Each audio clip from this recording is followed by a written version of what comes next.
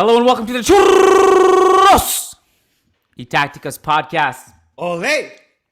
On Monday, February 13th, the day before V-Day, where all around the world, couples and non-couples just get together.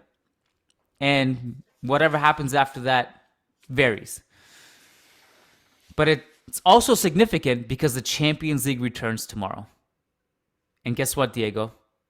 You know who's the club world champion? The greatest team on earth, the greatest team ever, the one and only Real Madrid. Prioritize the most important trophy, not La Liga, where only teams from one country can win. We're talking about world champions, where every single team on earth is eligible and only one team wins and is crowned earth champions. That's Real Madrid, baby. So over to you as you run away with your Mickey Mouse league. I've lit up a virtual cigar. I am vaping in honor of the 8th time you guys are crowned world champions. I lost track. I think it's 5 in the new format when it was rebranded. But I think it's more if you take it back before the rebrand. Well, listen, it was an important one to win for you guys. God forbid you would come home empty-handed. So it was a good moral boost, we'll put it that way. It's good for the confidence levels, I think. Yeah, right. Vinny, it was a 5-3, man. I mean, full disclosure, no surprise, as we always give it to our listeners. Nice and raw. I didn't watch the match. 5-3. That was an 8-goal thriller that took place between Helmaji and the... So can you explain to me who you guys faced as well? This is zero dedication on your part. Look, I just want to put it out there just that the background. if Barcelona played in this Club World Cup, I would watch it. Just so you know, I'd know who you played. You would not. You would not. I absolutely would. I mean, we wouldn't know. We don't know because you've never been in. You're never in the situation where you could play in these World Cup games. So I don't know. Did you watch Barca Betis in the Super Cup? Yes, I did. Absolutely did. I feel like there have been games where you're like, full disclosure, I haven't watched the game. So the one against Intercity, whatever they're called in the Copa del Rey, what are they called? Hey, there you go. That's the Copa del Rey, man. That's the Did third not most watch that important. one. All right. Well, no. So yeah, just let me know. Your opponents were who in which Arab league? Semi-final was against Al Ahly, Egyptian. Al Ahly. And yes. Okay. Yeah. And the final was against Al Hilal of Saudi Arabia. Excuse me. Okay. Yeah, Saudi it was Arabia. That's what I thought. So they are the, let's say, Barca to Al Nassr, who are the version, let's say, the Madrid of the Saudi Arabian League. Is that correct? Like that is the big derby there. Is that not correct? Am I not saying this? I maybe. I thought that's what I remembered of this team when I first read who you were facing in the final. Al Hadi? Yeah. Al Hilal in the final. Al Hilal in the final. Right. Okay. Thank you. Well, tell me, please, enlighten me. 5-3. Yeah. It was... With Vinicius playing very well, I read. Vinicius and Fede Valverde, those are the two I think that were standouts, which was not much needed because we're very, very reliant on both of those in terms of offensive production this season, especially with Benzema being in and out of the lineup with injuries or poor form. Although he's kind of increasing the uptick now, we really needed Fede to get going. This was a guy who, it was a big story over the past week when he talked about how much Uruguay's elimination affected him. Also, some complications during his partner's pregnancy, but all is well now. It's a healthy baby, thankfully, and he looks like he's gotten his confidence back. He's gotten his mojo back. I wrote about this, that he's gotten his mojo back, which is important for Real Madrid. If nothing else, what you really get from this tournament, to me, outside the trophy, is really maybe a boost in the confidence levels. Yeah. Going up for Fede and Vinicius in particular. Defense wasn't great. We played bad defense. And that's why we conceded 3 goals. That's why you consider 3. Well, yeah. So that's the gist that I got was Vini and Valverde being the the main destacados players that were highlighted of this match. And I think what you're saying with Valverde is spot on. He clearly, admittedly now, self-admittedly had a little dip. Peaks and troughs, right? That's life. You can't just be peaking. But I would imagine that it's encouraging for Madridistas that he is hitting the form that he is at such a crucial time in the season, obviously. Big time. And where you are so reliant on that third front man to also be have an impact and an influence on the game. With Rodrigo there, though, for the big games, for the finals, for the Clásicos now, crunch time, you're choosing Valverde every time over Rodrigo? Is he destined to become a great, a best sixth man? I mean, if you could catch my, basketball analogy here. How I think Ancelotti sees it, and this is not even too much of a hunch, but I think it's really how he sees it, because Ancelotti himself has spoken about this, that he likes the fact that Rodrigo can come in off the bench. He sees him in that role. Whether I agree with it or not, irrelevant. I think this is our next big game is against Liverpool. And I think the starting lineup will be, the starting front 6 is Tchouaméni, Kroos, Modric, Fede, Valverde on the right, Vinicius on the left, Benzema up top. And then off the bench, you have Camavinga, Ceballos, and Rodrigo as your probably your 3 options off the bench. That's the way I think Carlos sees it. And Carlo has actually said that he does see Rodrigo in that role. Because this has been part of Carlo's,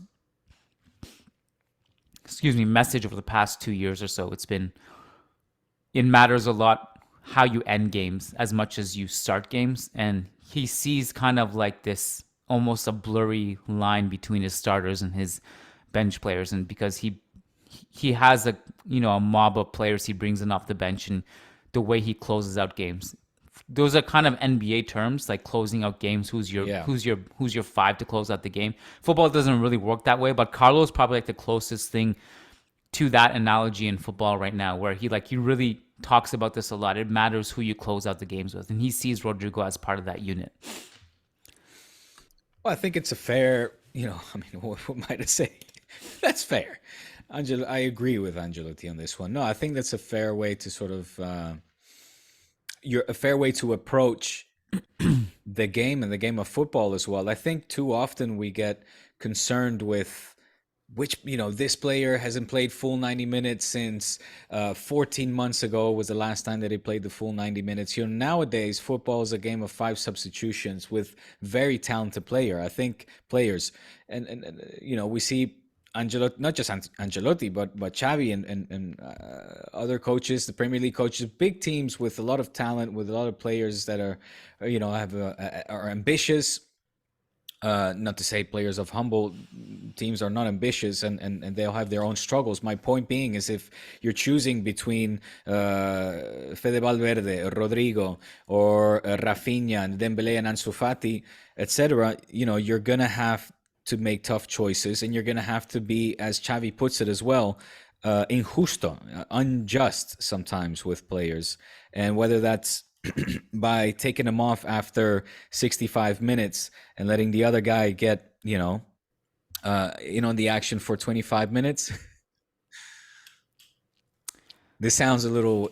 All right, I have a sick mind, but we're talking football here, so you understand what I'm trying to say. I always understand what you're saying because I know Good. you. Yeah. All right. So, but you know what I mean? So I don't think that this is... I think, it's an unpopular practice, maybe, for the players and maybe for the fans as well. But I think as a coach, that's how you see it. You see the game as a game of 2 halves, one having a larger portion maybe of that half than the other one. But I don't see it as a bad thing to be viewed as a good closeout player, and that might be for their defensive capabilities as well. Maybe they sacrifice more and track back. Maybe they are a little bit more, they have different sorts of skill sets. But to bring it home, and we see it with Xavi as well. Yeah. I still think like Rodrigo is in your best 11. That's in part because I don't see Kroos and Modric starting together as being our best 11. I Oh, think don't tell Tony that. yeah, that's interesting. So because I had a conversation with Lucas about this earlier today, and he interpreted that Kroos quote that I'm assuming you're referring to as something that was a little bit, I don't know what the word is. Yeah, well, it sounded. He was I taking I shots. I didn't interpret it that way. And I was kind of Did you surprised see it that or he did you read it? I read it. He said he saw it, and I said, okay, maybe that's the context that I was missing. But it didn't seem like it was shots more so than it was like, hey, me and Modric can still play together even though we're old. It might be, he's German, so he might be translating. God knows that me on this podcast, I've said some absolute outlandish gibberish shit because of my awkward way of phrasing and translating directly from Dutch or Spanish into English and vice versa and whatnot. So Yeah. it might be clumsy, translation. And he didn't say it like, these motherfuckers better watch the fuck out because Modric and me are still here. And while we're still here, everybody else is number 2. See, I think There's a it was. picking I a interpreted it hierarchy, more as the first pecking part of what order. you said, like like hey motherfuckers, we're still here. But I didn't take it as a slight to the younger guys. It would seem very out of character for him. I know you would love for this to be true because I know you hate him because of the country he's from, but It's fine. Come on, stop saying that always. People are gonna believe it. it doesn't matter what they believe. The truth is the truth. Um, Listen, he gave up on a German team a long time ago. He must have caught wind of me being like, so ever since now I face him when he's a Real Madrid player. It's a hate situation. Go on. well, But I don't even know where the point. my Well, the train of point thought is, was now. the point is they're in your best starting 11. You said. I think Rodrigo's. I think they're in the once regala that Ancelotti has in his mind. I don't think that they should be paired together starting in big games, especially. So that's the way I see it. And this goes back to the Rodrigo discussion. I think I would start him in the front 3 and put Fede in midfield. And I would have either one of Fede or Camavinga in midfield is the way I would do it. So Kama's coming off the bench, COC. That's the other tricky thing is it's really hard to bench Camavinga too, the way he's playing. And I don't, it's, I was surprised the ease at which you said it. I was like, "Phew." It's like a dad just turned his cold shoulder on his son, well, or like, or put him on blast on his IG, faking a little mustache, while his son is looking off. no one listening to this podcast will understand that reference because only people on Close Friends see that story. So no one saw that except for you and some other people. Well, that's a good problem to have. So how do you you don't have a dog in this race. Is that an expression? Dog in this race? It Dog is in to the me. fight? Both. Got one in a race, one in a fight. If you who do you bench, Camavinga or Fede? You know what I mean? It's a tough one. I mean, if when Fede exploded onto the scene, era mucho Fede. It was an amazing version of I mean, Fede he's more Valverde. accomplished, more established, rather. Probably both, but What's his nickname again? El Pajarito or something? Pajarito, right? Pajarito. Periquito. Yeah. Algo así. Perico as well. But well, it's going to be interesting. Look, we're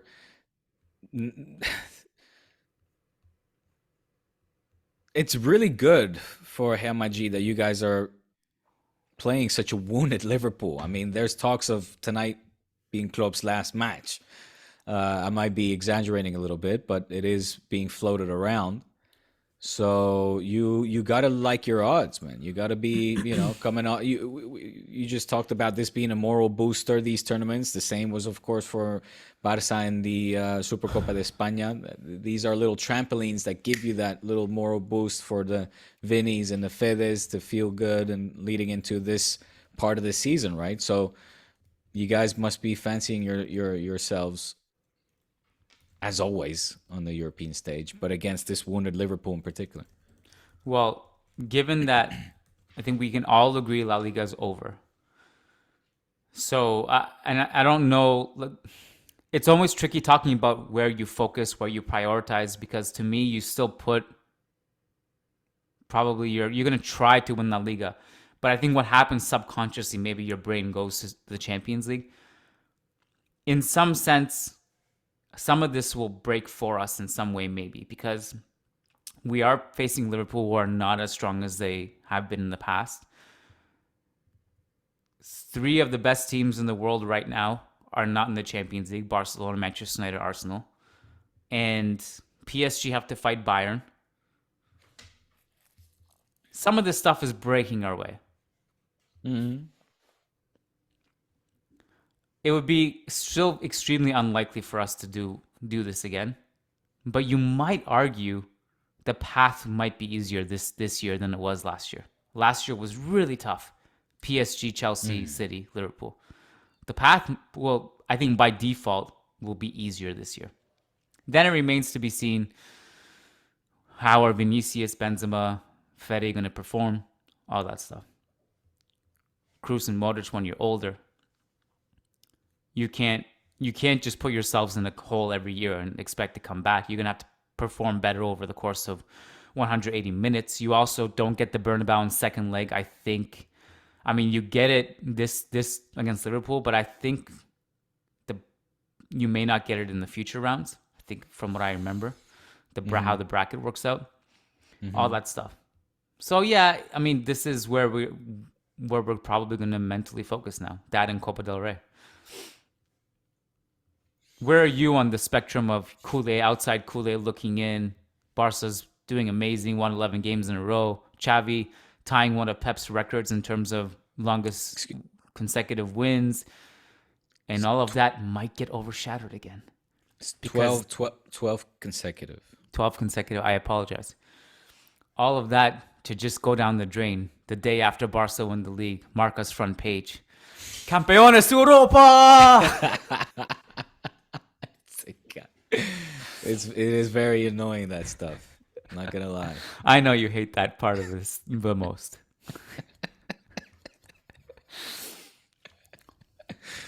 Well, listen, man. Hey, I'll take it right now. If you tell me Barca win the league and Madrid win the Champions League, I'll say, yeah, okay, let's go, let's do it. Fuck it. I know it means one more notch on the belt for Real Madrid. God knows you guys don't need it. But here's one Xavi for you. We're winning La Liga. Xavi's doing a great job, and next year we're coming for you. We're coming for the champion. The champion. I don't doubt it, but here's the hypothetical for you. What? Would you rather Barcelona wins Europa League and La Liga, and Real Madrid win the Champions League? Or would you sacrifice the Europa League to not see Real Madrid win the Champions League? Well, so you get 2 in the titles. Mix. You said el doblete, Europa League. So you get doblete and Real Madrid get Champions League, or would you rather only win La Liga and Real Madrid don't win the Champions League? Oh, I mean, that's so easy. Obviously, number 2. So I'll sacrifice Europa League. So your hate trumps love in this situation. Oh, your hate for Real Madrid trumps your love for Barcelona here. Then. Oh, for sure, but that's that's like it's on record. It's on record. I have no shame. They hate us. I mean, my anti-Madridismo is as strong as my love for Barca. Like, it's and the Europa League, I discussed it. Was it last pod or a few pods ago? I feel like that's a lose-lose situation because we're gonna get made fun of, yes or yes. Whether we win it, we'll be like, look at these suckers, losers celebrating the Europa League, and if we lose, they'll be like, look at these losers losing the Europa League. So Okay, what about triplete? You get Copa del Rey in here too with Europa League and La Liga. What about then? you're drunk on copas, is what you are. Okay, so what is it? Triplete, Copa, Europa League, and Liga, and you guys win the Champions League. What is it? What is the bet now? So you get I was ready to go for Liga for, huh? you get Copa del Rey, Yeah. Europa League and La Liga, and Real Madrid win the Champions League. Yeah, sure. Of course. Okay, I'll so get that's enough then. That you would No, be but okay with that. La Liga alone was already enough. I said I'll do a straight Liga for Champions trade. We'll win the league. You guys win the Champions League. I'll take that right now. Sure. Oh well, but then when I asked you if you would do Europa League and La Liga and we would No, win the Champions League, you wouldn't accept that. no, but So you said no. You said that I could cancel out the Europa League for canceling out your champions. I said oh yes. I'll do oh no, that. but you're obviously I am assuming you're already winning La Liga, so everything else would be extra on top of that. Extra, right. Well, look, I don't want to assume that we won La Liga yet. Look, everything looks really good. Ah, stop it. No, man. Look, this will be a great achievement. I don't want to like downplay or make it sound underwhelming that Xavi already has La Liga in the bag. I think that would be that's a massive. When that happens, I want to sit back and enjoy the moment and light up another virtual cigar. I say virtual, I just mean a vape. But To be quite honest, and this no, is coming from that'll be someone out of impressive. the game, like, I Right. don't really know what the youths do with their cigars and cigarettes, but I've never seen a vape cigar. Okay. Are they common? Well, I mean, yeah, these are like disposable vapes, disposable vapes. I can't even see. Do you see my eyes right now? I can't even. Oh, I'm so tired. Oh, I thought you can say you're so stoned. I was like, No. geez, I probably look spread the stoned, love, Kiyan. but it's my version of stoned is my 3-year-old right now just does not sleep. He doesn't sleep at all. He walks around the house because he doesn't have a crib anymore. He walks around the house, goes in the pantry, eats. He's this 3-year-old, not 30. He walks around and then he eventually just goes to sleep at some point in the night, and then wakes up at 5 a.m. and jumps on the bed and doesn't comprehend why we're sleeping. Like, you guys, he's like trying to convince us, you don't need sleep, guys. We don't need to sleep. Get up. Like, he's in that mode right now. I'm literally fried. I'm so tired. Now, hence you taking your sleep serious and enjoying your hours. You get your hours in when you can now. Not even. There's no hours when I can get in my sleep. It's just, I just don't. Well, not for now, but there will be again. Don't worry. One These day. are just phases, Kiyan. We all go through it. All dads, all parents. And hey, man, you have my sympathy. Trust me. It's very difficult to work and execute at 100% when you have kids that keep you awake at night. Yeah. And we all got to find out the hard. That's my biggest, and it's still sort of my biggest,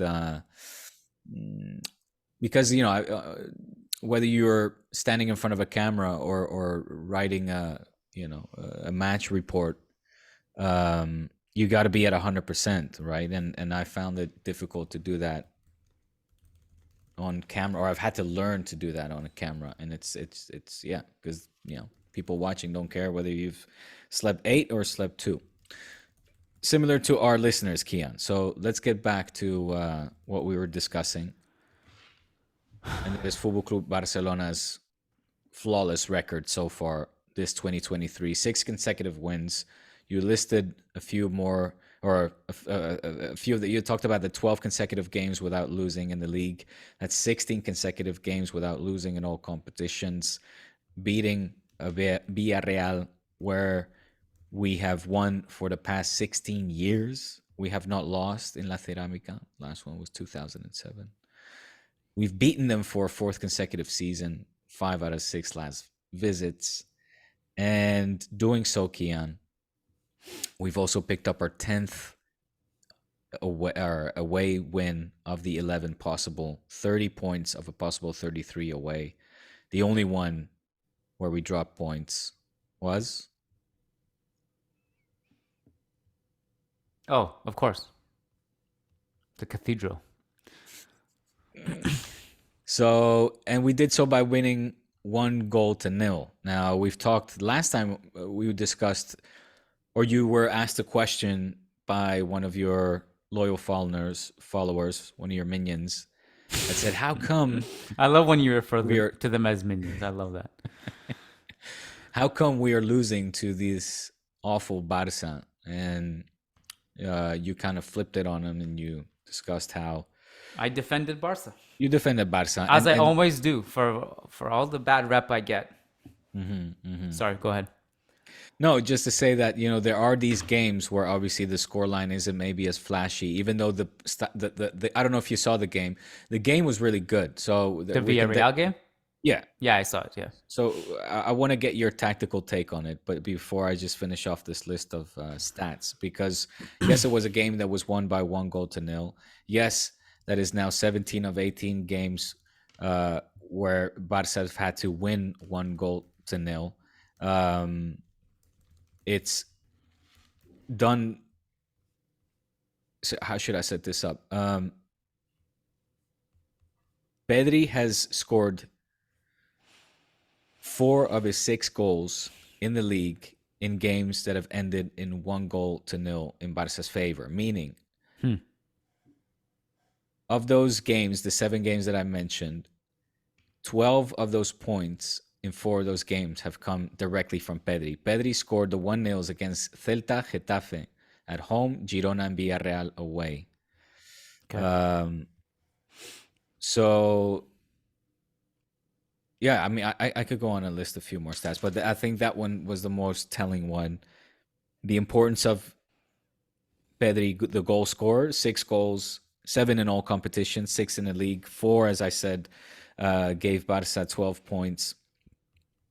And, this is a Pedri who I put in my top 10, and I'm going to stick with that. And with the passing of each game, I think my case is getting stronger and stronger. I ask you, Kiyan, for your tactical take with the question, is Pedri, if he's not in your top 10 of all players, current players at the moment, is he in your best midfielder conversation, at least? I think he's definitely among the short list of midfielders. I mean, like, if you had to put it this way, if you had to, like, if there was a draft, for example, every team was starting from scratch and you needed a midfielder, you could totally justify taking him number 1 if you wanted to. It will be justifiable. There's one. I mean, I think Pedri is amazing. I also was really impressed with just the connection with Lewandowski in this game. There was another one that didn't result in a goal, but it was a beautiful pass for Pedri into that right half space that Lewandowski missed. Yeah. Pepe Reina was inspired, man. He had good, big saves on Levy.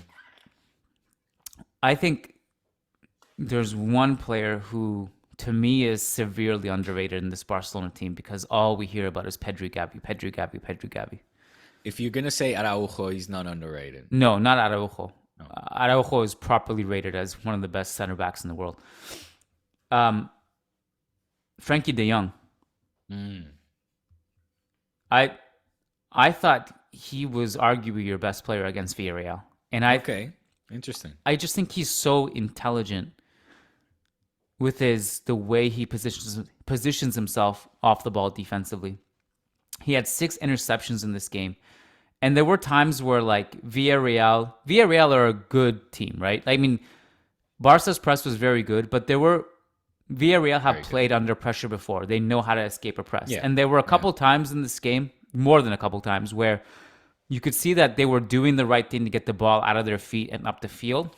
And just when you think they've escaped, Frenkie sprinting into a flying interception to prevent that from happening. He works really hard. He works hard. I feel a little bit vindicated, sadly enough, because it's been good for you guys. that I was like, you guys are crazy if you let this guy go. I get that he would bring in money. His salary is not ideal because of what Bartomeu did. But from a pure football perspective, I was like, if you guys lose him, I'd be happy with that. But he's been really, really good. And I don't know. Maybe this is me again coming to the defense of Barca players or whatever. But I think I don't think people talk about him enough because they you're right. never mention him when they talk about Pedri, Gavi. They never mention him. I feel like maybe they do, and I just don't know. But maybe you would know better than me. His name is not highlighted, not splattered on the newspapers the way the other players are, the other names, the Pedris and Gabis. That's for 100% sure. Um, I also think maybe that is all right, as in, I think everything that happened, that transpired over the previous summer, where the obviously rumors with Manchester United were very hot, and his name was in a newspaper for, as you mentioned, right, the whole contractual situation and that whole setup and finances not being ideal for the club. So I think it's he will get his dues from the press, but if he doesn't, I don't think that bothers Frenkie very much. He's not a person that I get the perception, at least, that looks for his name to be in the papers. He simply wants to have minutes, play football, and be, I guess, treated fairly by the coach, or feel important for the coach, feel valuable for the coach. And in that sense, that respect and relationship is there between Xavi and Frenkie, who I think have mended their relationship when there maybe were doubts over the summer as to what Xavi rather wanted out of Frenkie, and wasn't necessarily getting. I think we're seeing, and Frenkie also lacked consistency, and that is what he's getting now. That's what he's hitting now. He's consistently giving high production and being very valuable for the team in a quiet way, in maybe a Busquets kind of way, in a Dennis Rodman kind of way, if you will, where he does the dirty work. As you mentioned, he works hard, he tracks back, he makes key interceptions, rebounds. The comparison that I'm drawing here with Dennis Rodman, and similar can be said by obviously other players that work defensively ever very hard. I want to give a special mention to Koundé, not just for what he does defensively, but his work in the press as well. That eventually, led up to the 1-0, where he intercepts the ball, ends up with Frenkie, Rafinha, Pedri, Lewandowski back to Pedri, and then the goal. Beautiful goal. How nice was that? It was ridiculous, actually. So the whole team is, I think, sacrificing and working hard. The same can be said about Rafinha, and that's something that I think Xavi values in his players, wants to see from his players, and why he has a more defined and clear starting 11. And it will be we talked about it on the pod as well, Kiyan, whether he was going to choose or stick to 4 midfielders, or choose an extra a natural winger and forward. And I think we both said, Kessié seems like the most logical option, because why fix something that isn't broken? And with 4 midfielders, it seems that Xavi right now has just found the magic formula for Barca to steamroll through La Liga at the moment. Yeah, I mean, the Frankie's new role has obviously helped. I don't think Frenkie has ever been in a position like this to succeed the way he has. I think Xavi's really figured out where his best position is. I think he's found a blueprint that works. I think that's part of the reason why also Barca looks so much better and more consistent, is that they have kind of figured out what their identity is. Not that they necessarily haven't, but I think it's more ingrained now. It takes time. So I think it's just clicking a little bit better now. What were your overall impressions of that game, though? Like, does this fall in line with the string of games that Barca haven't scored more than 1 goal, have struggled a little bit, but have grinded out? Look, man, like when I said Pepe Reina had an inspired night, I genuinely mean that. He had some key saves, big blocks, and stops on Robert Lewandowski in particular. He tried from all angles, from inside the box, from outside, and Pepe had a good night. I think a lot of people, whether you're a neutral fan or be a Real fan or a Barca fan, saying that Barca could have walked away with a 2-0 win, or if they would have, rather, nobody would batter an eye, and it would be well deserved. You could say, well, Villarreal had chances to level the score. Marc-André ter Stegen didn't really have to make such crucial saves as Reina did. Yeah. A lot of the Villarreal shots went wide off the mark, whether it was Chukwueze or Alex, and they were just badly taken chances. Obviously, they did get the 1-1, but that one was ruled offside for the initial pass. So rightfully ruled offside. That would have been a very nice goal indeed. That was a nice bit of passing between the Villarreal players, eventually for Chukwueze to be cancelled off or ruled off offside. Actually, it wasn't Chukwueze, but I forget who the ball initially gets passed to. It might have been Alex. I'm not 100% sure. But yeah, it's another one. Sure, it's another 1-0 win. And you talk about closing off games before with Carlo Ancelotti. And that's something that Xavi has reiterated as well, is that, closing off games is crucial, because scraping by in this context, right, at least through the score line, scraping by with just a one goal or the minimum margin, you're always playing in risky territory. The margin of error is very, very small. And talented teams like Villarreal can, of course, punish you and until deep in the 90 minutes at the last second, where all your hard work throughout whatever it might be, 93 minutes, is then wiped away in the final minute because of the talent of the opposition, because one player snoozed for 1 second too long, and whatever it might be. So coaches, of course, want to see the scoreline inflated, as do fans. But if you ask me, I don't know if this was your question, but does this concern me? I would say, maybe not concern. I don't think anybody's going to lose sleep over it, but it's something that you would want to, obviously see improved on. But that's stating the obvious, yeah. Well, I don't know if concern was the word I used, and I don't think that's necessarily the right word to use, because there's really, at this point, there's no concern. Because even if there was, the league is pretty much wrapped up. As much as you want to be humble about it or not jinx it, it's over. So even if there was concern, I think the margin of error now is so big that it won't really matter. But I guess it would matter more if you're going to Europa League or those two games against Real Madrid. The two obvious chances were the two Morales ones, where he should have done way better in those two situations. Way off. Yeah, I mean, he had two. Badly, yeah. He should have done better In the first half. Yeah. But there were a lot of chances that Villarreal had that didn't result in shots. And I think this is where you have to bring in Araujo into the discussion. Good point. Because I honestly, and maybe I don't think it does, but some people might think it overrates him in a bit, what I'm about to say. But I don't think it's even possible to play this way without him. He's like a one-man machine that transcends any defensive deficiencies you have.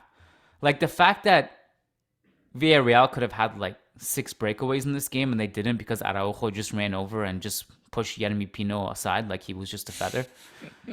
It's insane how good he is. And Yes. And we look at Barca's defensive record. It's obviously insane. I think it's like 90. I don't know what the number is. I feel like it's like 80% insane because of him. What was happening? Remember that period where he was injured? How many goals did you concede when he was out? I don't know. Right now it's 16 clean sheets in 21 games. 16 clean sheets in 21. So, but I don't know. The Barca have conceded 1 goal so far this year, 2023, 1 goal. And you know what that was? In 2020, in 2020 what? In 2023, Barca have conceded 1 goal so far. Uh, That Kunde's own goal. oh yeah, in La Liga anyway. Yeah. Yeah. Oh No, no, no. no. And all Oh yeah, competitions. Super Cup was in December, wasn't it? Yeah. Yeah. Yeah, yeah, yeah. Was it? No, no, no. That's not No. right. That's not right. No, No, but in La anyways, in Liga. La Liga, You're in La right. Liga. In La Liga. In La Liga. No, no, you're right. You're right. You're right. No, The no, two no. against Betis are the one I'm Yes, thinking of. yes, yes. But yeah, Yes. yeah, the Kunde own goal. But I just remember that period when you guys were conceding because he didn't play the Clasico, the 3 goals there. Yeah. He didn't play against Inter, right? He didn't play Inter for sure not. He was not there, no. That's 3 goals. And yeah. Bayern, I can't remember. I want to say he was out. I mean, he got injured. He was out for a long time. I mean, he didn't partake in the World Cup because he was, injured for so long. I don't think he played against Bayern either. Yeah. That was kind of like the whole argument that the whole back line, neither did Christensen, neither did Kunde. Yeah. It was, Yeah, obviously those two players are important too. I just think that Araujo is like the main guy, you know? yeah, for sure. He's a superstar. Did you see the interview he had with Gerard Romero? No, There was a he had that was some today. nice. You're I think right. it was I did. today. Yeah, Yeah, no, I did hear that was taking place. What did you say? I only saw one part of it because it was related to Vinicius, and he had some nice things to say about Vinicius. All right. I was happy because he didn't add to the hysteria of that Vinicius is provoking, and I think that was Romero's intention was like he wanted to get a soundbite of Yeah. Vinicius does this, does Clearly. that, and all this stuff. But you don't have the exact quote. It was very short. It was like Vinicius is an amazing player and he's hard to defend or something like that. I don't know if you saw, but a few of our listeners pointed out that you brought out that example of Vinicius leaving the field that day in the Camp Nou. I haven't seen that. I need to catch up with our community. That in that instance, Yeah. people who are not patrons won't understand the context of this, but it was a discussion on the patron-only episode last week. But they brought up the fact that referee told Vinicius to go out on that side of the field because it was closer. It reminded me of all this because we were talking about Araujo and Vinicius and Clásicos and stuff. Yeah. I have about 10 minutes. Anything you want to prioritize? Oh, that was it. Okay. I felt like you had something else to say. I thought you were gonna say something more about Araujo and sing his praises. It was like a 3-minute monologue. What else do you want? Okay. No, it was great, dude. I know I've said this before, but I really need to get in touch with the dude that does your sound Social bites, media? those snippets. Yeah, Angelo Valdez. yeah. Angelo. I'm calling. Shout out to you, Angelo I'm if you're writing listening. He probably is. I want to work with you, Angelo. Get in touch with me. I'll just If I don't connect get you in touch guys. with you, please connect us. Um, Yeah, those are good. No, how are you doing? Like, I know. I'm sorry. I'm completely digressing now. how am I Shit. doing? That's a very Wait. loaded question. How are you doing? It wasn't done yet. How are you doing with TikTok? What's your situation over there? So it's a different beast. I have so this is this part of the podcast. If anyone wants to start doing TikToks and they're skeptical or they're scared for whatever reason to start posting, you got to give yourself permission to post, and that's what I've learned. I only have 1,800 followers on TikTok, but a lot of views, and it varies. Like who knows? Like some videos, I have one video that did 500,000. And then I'll do another video that did Jesus. I'll have another video that does like 400 or 300. So it's really unpredictable. I have no idea how this stuff gets really decided and how the algorithm works. Yeah, But it does well. And the ones that do well, one, it's if I do like video breakdown, because TikTok will not ban you. La Liga won't ban you for copyright on TikTok. Okay. So if I do like something video breakdown, that does really well. Or the ones that Angelo makes for me. The ones that I go out and clip by myself don't do nearly as well. So, Okay. and I find you have to be okay with posting things without much context and being taken the wrong way. because sometimes Angelo will cut out these things for me, and I'm like, dude, what? This is not even what I said. You know, I explained this for an hour, and you made a sound bite. It makes me look terrible. And he's like, dude, trust me. Really? Just post it and deal with the hate that comes with it. It's views. You need exposure. I was like, all right, man, trust the process. So I post it, even though I'm like, man, this is not actually what I said, but it works. So you got to be kind of okay with being that kind of soundbite guy that gets taken the wrong way, even though it's not really what you said. Yeah. So that part I have always struggled with, because I'm not really a controversial person. I don't really post things to get clicks. So for that reason, my growth is organic and slow, whereas other people will amass much more quickly than I will, because they're okay with being a little bit more controversial and stuff. And that's not necessarily the audience I want to grow. That's not your nature. Yeah, it's not really the audience I want to grow. Like I've always been focused on building a community and being able to monetize a smaller amount of people than putting out the mass that I can't monetize. Yeah. So yeah. But it's been a learning curve. But I guess what I was okay, that's really good. Thank you for that, breaking it down like that. But what my question was more leaning towards how it takes up your day to day, like how consuming it is, and if it's a drag. No, nothing. Like I'm not really big on social if you have someone who's doing it for you, you just press post, right? But if you do it yourself, it's definitely time consuming. Yes, definitely. So the ones I do myself, I just take note. Okay, that's kind of interesting. I'll just make a note, and then I have to go and clip it, and that takes time. Also, if you're gonna make your own captions, that's really hard to do. It's not hard; it's just time consuming. If you do auto-generate captions on Instagram, they always misspell like half the things you say. Like, especially if you talk about players' names, like Vinicius is always like some weird word that I've never seen. Ancelotti is always like something. You have to go and edit that stuff. That's time consuming. That's for sure time consuming. Yeah. Well, Angelo, if you hear this, let's have a chat. I went on this kind of binge. I don't know if it was just me, but in the last like 24 hours, it seems like there's been so many trailers that just dropped. I watched the trailer for The Flash. I was like, oh my God, I was not expecting this to be this promising. So I watched that. New John Wick trailer I'm super excited about.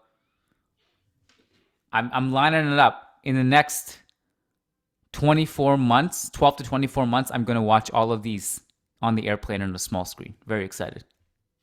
I'm not going to be there opening night in the movie theater, but I'll wait till it comes out in the airplane, like months later. I somewhat knew about Flash. I didn't know. I don't even know. What's the second one you said? John what? John Wick. Oh, you don't know John Wick? Dude, no. This is the greatest franchise in movie history. Keanu Reeves, it starts with number one, they kill his dog, and then he just goes out and just tries to kill everyone for like 4 movies straight. It's incredibly gruesome, and it's just pure action. It's incredible. You got to watch John Wick. Okay. Yeah. I can't believe that's like that one has gotten by me. What are you making of the weekly soap that is Qatar Saint-Germain? Love it. That just from a unity and cohesion standpoint, that whole collection of talent is a ticking time bomb. And also the fact that if it was, I think, managed by like Zidane and a different board overseeing it, it would be much different. But the way they're run, it's a gong show. So now all of a sudden we're in a situation where they have these Messi and Neymar rumors, which I actually don't think will affect them as much as people are making it out to be. But obviously Mbappe is not playing in the first leg. That could also work in Bayern's favor too. So we'll see how that goes. I'm not gonna jump the gun on that one. We'll see tomorrow. By the way, you know what I hate? What? All these games are at the same time. I want to watch Milan Tottenham really badly tomorrow, but it can't because it's PSG and Bayern. I don't do the dual screens. I've never been good with multitasking in that situation. On Wednesday, it's a gong show. Manchester City, Arsenal, Real Madrid versus Elche, and then Borussia versus Chelsea all at the same time. I don't know how. That's not UEFA's fault, but tomorrow, like in general, they put all these games at the same time. These Champions League games. There's only 2 games on the schedule now. Just separate them. It's annoying. You guys play next week, I guess.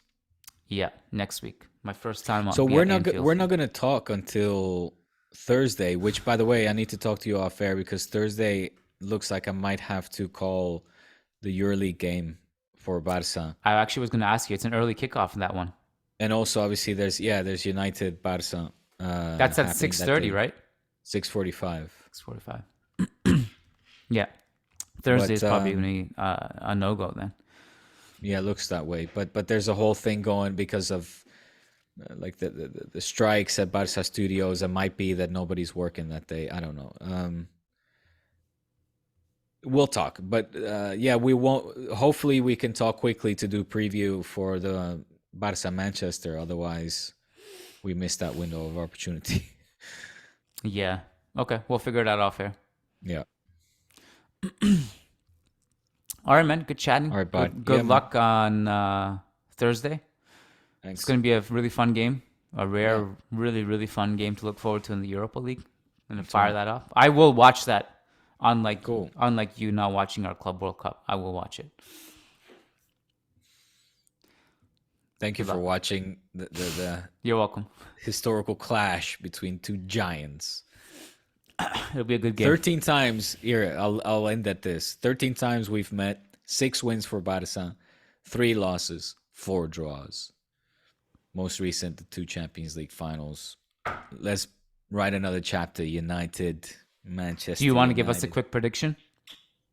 I think we're gonna get a good. We'll get a good result. 2-0 at home. Okay. We'll go to Stamford Bridge with 2-0. Old Trafford. Sorry, Stamford Bridge. Jesus Christ, Old Trafford. All right, cool, bro. Good chatting. Right. This was fun. Yes, we'll chat yes. later on this week over on patreon.com/Churros y Tácticas. Thanks, buddy. You too.